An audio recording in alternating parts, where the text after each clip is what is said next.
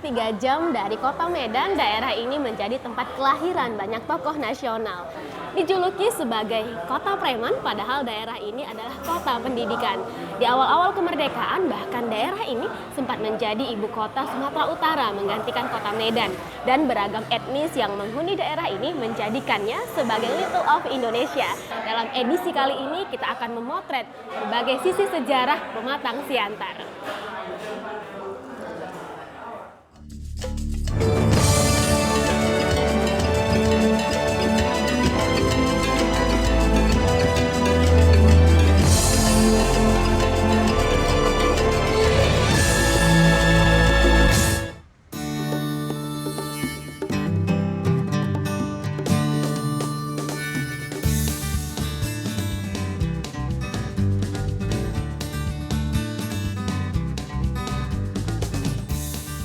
Memiliki luas wilayah 79,97 km persegi dan berpenduduk lebih dari 240.000 jiwa, Pematang Siantar menempati posisi kota terbesar kedua di Sumatera Utara. Sebelum kemerdekaan, kota ini merupakan daerah kerajaan.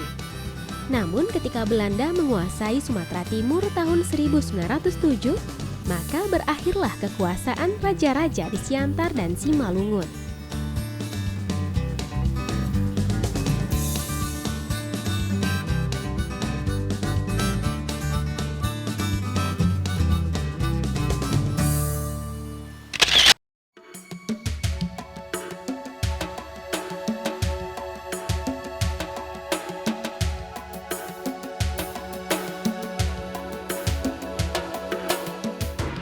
Leluhur bangsa Simalungun sebagai etnis mayoritas yang menghuni Siantar adalah pemimpin-pemimpin yang sudah memiliki pandangan jauh ke depan. Menyadari bahwa kekuasaan monarki kelak akan runtuh, maka ketujuh raja Simalungun membuat kesepakatan yang diambil dalam pertemuan Harungguan pada tanggal 14 Januari 1937, yaitu pendirian Rumah Pusaka atau Museum Simalungun.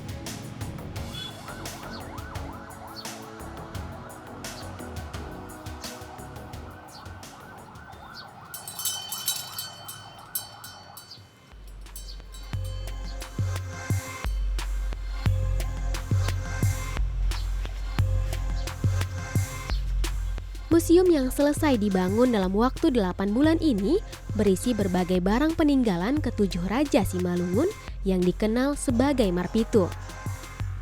Museum ini melindungi warisan Raja Marpitu dari kepunahan. Untuk mengingatkan pada generasi penerus bahwa bangsa yang besar adalah mereka yang memuliakan sejarahnya. Nah, ini salah satu koleksi dari Museum Simalungun yang ada di Siantar, Pustaha Laklak, yang berisi mengenai dokumen-dokumen ataupun sejarah mengenai bangsa Simalungun.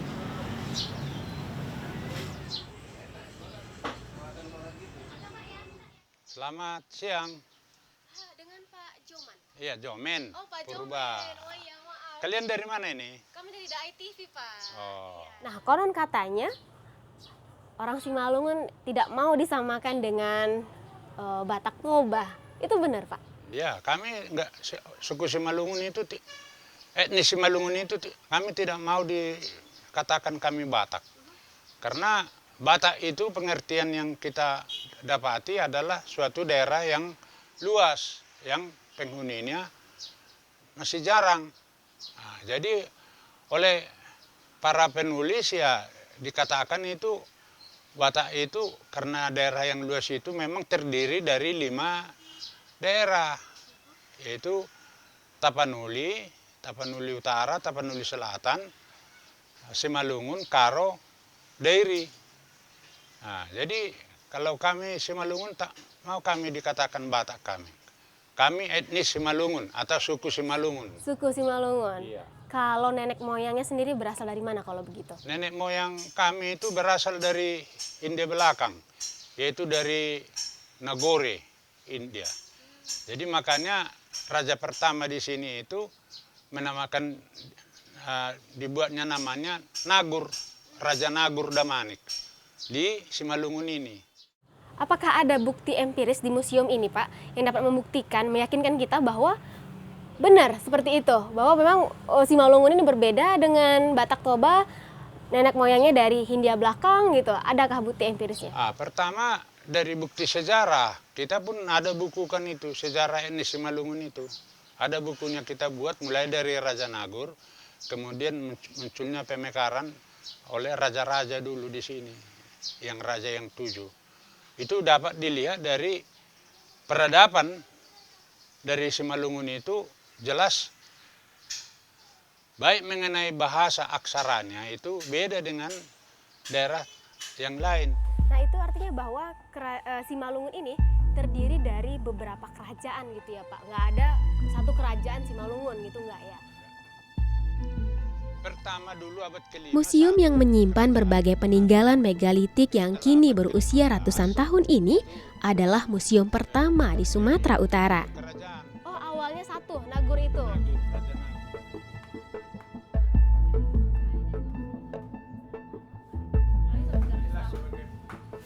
Saya terkesan dengan keterbukaan bangsa Simalungun pada budaya lain yang sangat besar. Fakta ini dapat dilihat dari sejumlah koleksi museum seperti pakaian adat para raja dan ratu yang mengandung unsur budaya Melayu dan Jawa. Sebuah akulturasi budaya yang mencerminkan tingginya toleransi para perintis peradaban di bumi Simalungun.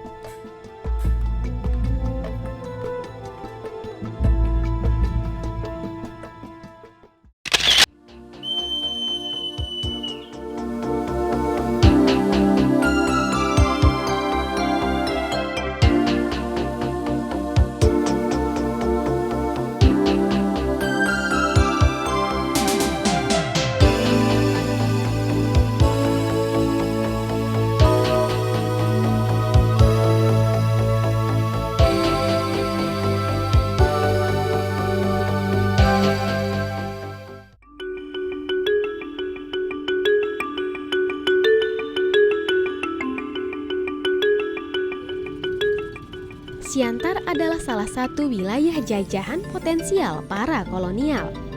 Oleh karena itu, Belanda mengintegrasikan wilayah jajahannya dengan membangun jalur kereta api yang menghubungkan Siantar dengan pusat pemerintahan kolonial di Sumatera Utara. Pembangunan jalur kereta api pertama kali dilakukan pada tahun 1883 yang menghubungkan Medan dengan Labuhan.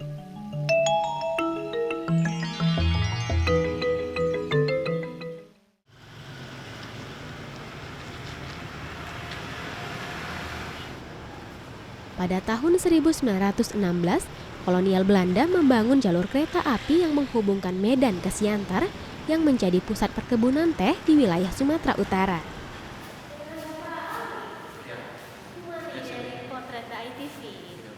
Iya, mau mengenai sejarah kereta api Siantar. Oh iya. Boleh ya? Boleh. Ini peron untuk keberangkatan kereta api. Untuk penumpang tunggunya di sini. Nah, dari tadi Ibu masuk dari ruang tunggu. Iya. Nah, untuk pembelian karcis di sini untuk peronnya masuk. Baru nanti kalau kita tinggal naik kereta api dari sini. Langsung ya? Berangkat ya. Oke, kalau ini kan kereta api Siantar Express. Untuk jalur pantai barat ini yang terakhir iya. Pak ya. Oke, kalau untuk tahun berdirinya kapan itu? Kalau untuk peresmiannya di sini stasiun Siantar lintas tebing Siantar itu 5 Mei 1916.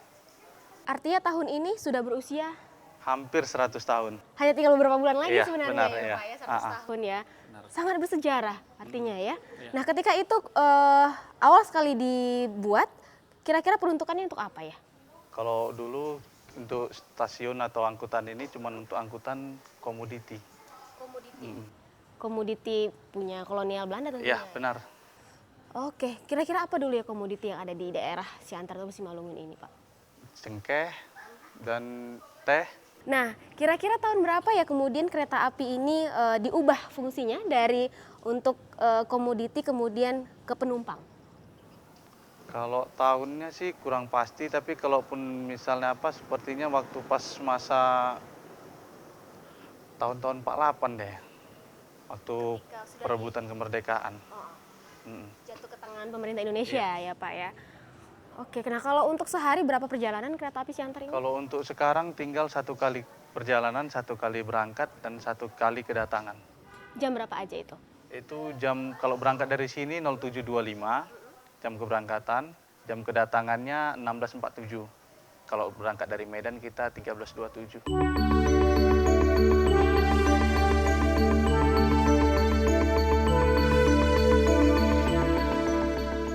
Bangunan stasiun ini masih bercorak Eropa yang sangat kental. Berjarak tempuh sekitar 127 km via Lubuk Pakam dan Tebing, kereta ini hanya melayani perjalanan hanya 1 kali sehari.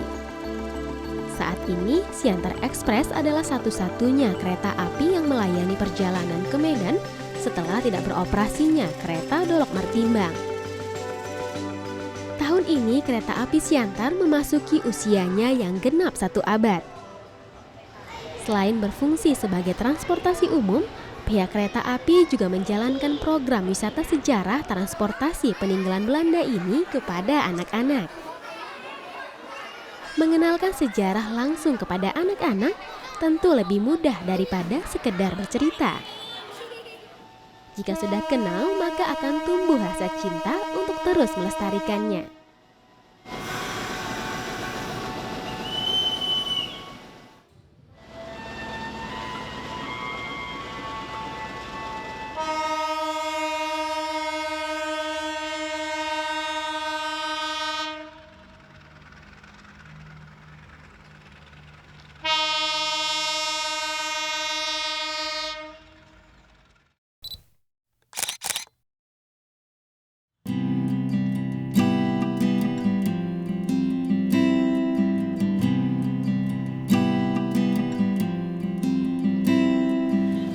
Kota Siantar adalah surga bagi para pecinta sejarah.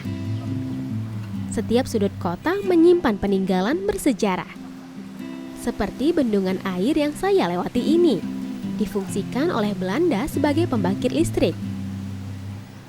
Didirikan tahun 1916 untuk memenuhi kebutuhan listrik di wilayah Siantar dan Simalungun ketika itu. Selain itu juga sebagai penyokong pabrik es Siantar yang terkenal dengan produk soda badaknya. Melimpahnya sumber air di kota ini menjadi alasan pendirian pabrik. Selain pembangkit listriknya, air yang digunakan untuk memproduksi minuman bersoda badak langsung dari umbul atau mata air yang berada tidak jauh dari pabrik.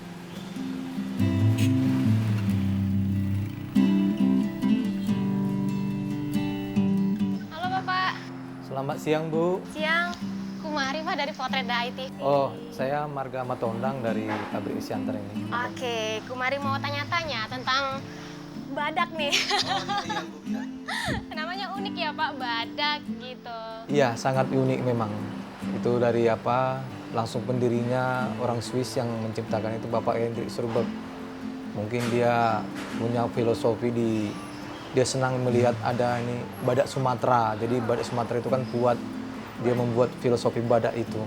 Seperti tadi yang Bapak bilang bahwa pendiri awal sekali pabrik ini adalah kebangsaan Swiss. Iya. Nah, itu sejarahnya bagaimana sih akhirnya pabrik ini beralih tangan ke pribumi? Oh iya, sejarah awalnya pabrik ini berdiri. Bapak Hendrik Surbeck sudah memiliki Badak Holding Company di Swiss. Sementara pihak VOC sering jalan-jalan ke Sumatera, khususnya ke daerah Simalungun. Jadi pihak VOC mengundang Bapak Hendrik Surbeck untuk jalan-jalan ke Sumatera dengan tujuan supaya mendirikan anak cabangnya di Sumatera. Dan dia mendirikan pabrik ini berdiri 1 Februari 1916. Namun begitu berkembang pasarnya dan maju, kemudian dia mengalami pasang revolusi penjajahan, perang kemerdekaan. Bapak Hendrik Surbeck, dikira masyarakat di sekitar sini Bapak Hendrik Surbeck itu adalah seorang Belanda, tentara Belanda. Jadi laskar rakyat di sini ketika memasuki pabrik ini dia dibunuh. Iya, dia mati terbunuh dalam revolusi. Namun setelah terjadi kemerdekaan kita, setelah aman, kembalilah anak-anak Bapak Hendrik Srubek ini untuk memimpin pabrik ini kembali. Nah, kemudian jaya kembali.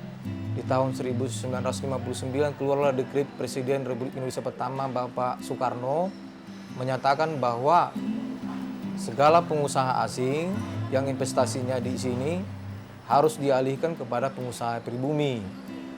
Nah, jadi setelah keluar itu, keluarga ahli waris Bapak Hendrik Srubek menyerahkan kepada Bapak Elman Tanjung untuk mencari pengusaha pribumi yang bisa membeli aset daripada pabrik es Siantar ini. Ternyata Bapak Elman Tanjung mempunyai sahabat karib yang sangat dekat, seorang pengusaha pribumi juga, yaitu Bapak Julianus Huta Barat, sebagai pengusaha tekstil dan sangat terkenal di Medan dan di daerah Sumatera ini, Sumatera Utara ini khususnya sebagai saudagar. Dialah mengambil alih aset daripada pabrik es Siantar ini. Nah, kemudian ini sah secara hukum miliknya di tahun 1970. Mereka cicil pembayarannya dari tahun 59 sampai 69, lunaslah pembayarannya. Oke, nah itu artinya sekarang pabrik ini sudah berusia 100 tahun. Iya. 1916, 2016. Iya, betul, Bu. 100 tahun. Nah itu bagaimana perjalanannya? Karena kita mengingat bahwa usia 100 tahun itu tidak mudah gitu Iya, kan? untuk mempertahankannya. Mempertahankannya. Kemudian juga produk-produk yang sejenis, terutama dari asing turut bersaing di Indonesia. Nah itu bagaimana itu perjalanannya hingga bertahan sampai saat ini? Iya, jadi perjalanannya Bu, kami mengalami pasang surut lah. Pasang surut artinya kami mulai jaya tahun 1970-an sejak Bapak Julianus memegang sampai tahun 1980-an. Namun di era tahun 90-an terjadilah ekspansi pasar yang begitu hebat dari kompetitor kami, yaitu Coca-Cola. Dengan promosi yang besar-besaran, mereka berhasil mengambil pangsa pasar kami begitu besar, namun kami tetap menjadi raja di kolam kecil, artinya pangsa-pangsa yang kecil masih tetap kami kuasai. Bincang-bincangnya sudah, informasi yang didapat juga sudah lengkap, tapi tidak sempurna kalau kami tidak melihat langsung proses pembuatannya. Boleh ya? Boleh Bu, kita lihat proses pembuatannya, dan kami welcome media cetak atau media apapun untuk meliput kami. Oke, kita jalan sekarang. Ayo Bu. Ayo.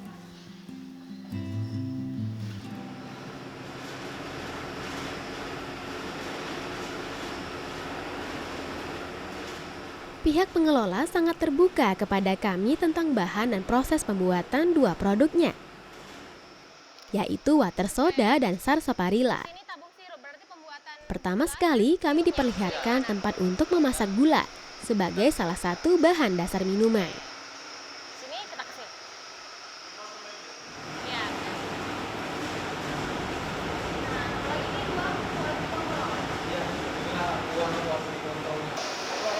Nah, tadi prosesnya? Setelah pemasakan gula, cairan gula dialirkan ke tangki sirup. Jadi disinilah dia dicampur semua bahan-bahan untuk pembuatan sirup, untuk pewarnanya, bahan pengawetnya, dan juga asam-asamnya.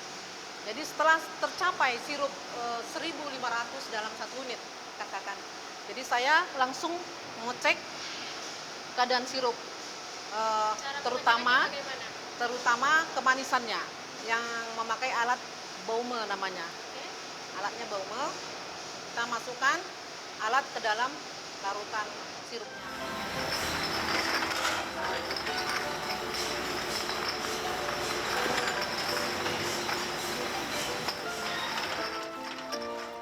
Campuran bahan dan standar rasa masih sama seperti bahan yang digunakan sejak pabrik ini berdiri. Dalam sehari, pabrik ini dapat memproduksi sebanyak 960.000 botol soda water dan juga sarsaparilla. Sempat terpuruk era tahun 90-an dan 2000-an, soda badak kembali berjaya tahun 2011. Kejayaan ini kembali setelah masyarakat sadar akan manfaat kesehatan dari soda badak.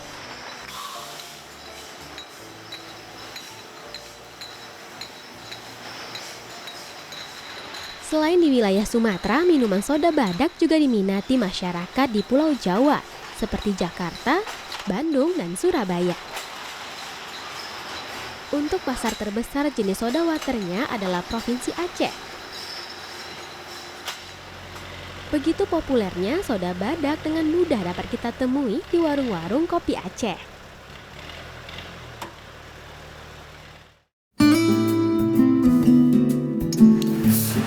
Usai berkeliling pabrik, kini saatnya menikmati minuman legendaris memuas dahaga para kolonial Belanda ini.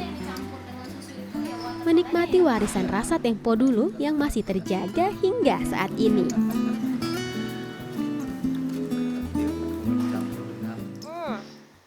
Jadi pemirsa, yang saya coba ini water sodanya tidak ada rasa manis, makanya sangat pas sekali jika dicampur dengan susu.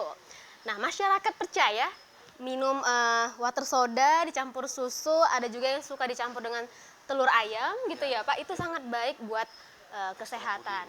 Ekstra puding. Nah, kalau saya sendiri minum pertama kali, tegukan pertama itu sudah kayak ada keluar dari lambung saya gitu, seperti angin gitu ya Pak ya. Nah, lebih dari itu, kalau saya melihat soda badak ini tidak sekedar hanya minuman, tapi di sini ada nilai-nilai filosofi yang dapat saya tangkap. Dari namanya saja, badak. Badak itu adalah satwa yang sangat kuat, yang sangat tangguh. Begitu juga lah dengan soda badak ini. Ada masyarakatnya, ada pekerjanya, ada sumber dayanya yang sangat luar biasa, sehingga tidak mungkin dalam usia 100 tahun soda badak ini mampu bertahan dan bersaing dengan produk-produk yang luar biasa untuk promosinya ya Pak. Nah, soda badak usianya sudah 1 abad, masih bertahan hingga saat ini dan menjadi kebanggaan masyarakat Siantar dan juga Simalungun ya Pak. Ya, menjadi minuman ikon Sumatera Utara khususnya. Ikon Sumatera Utara dan asli Indonesia.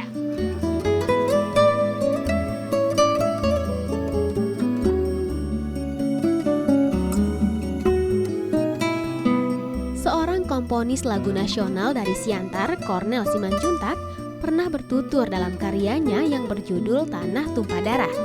Berbunyi begini, tanahku tumpah darahku, tanah pusaka yang kaya raya, harum namanya Indonesia. Siantar adalah salah satu tanah pusaka Indonesia. Negerinya kaya, melahirkan peradaban sebuah bangsa yang besar untuk negeri Indonesia. Sampai jumpa lagi dalam edisi potret selanjutnya. Selalu ingat, buka mata, hati, dan telinga, karena ada banyak nilai berharga yang dapat menjadi potret bagi masa depan kita. Sampai jumpa.